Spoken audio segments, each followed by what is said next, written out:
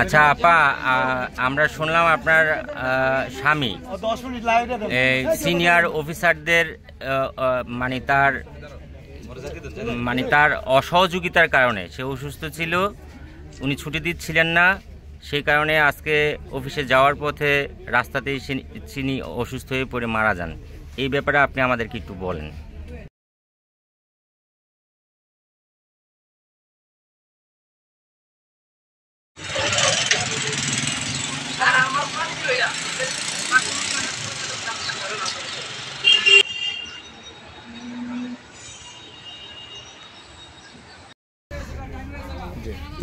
আচ্ছা আপা, আমরা শুনলাম আপনার স্বামী সিনিয়র অফিসারদের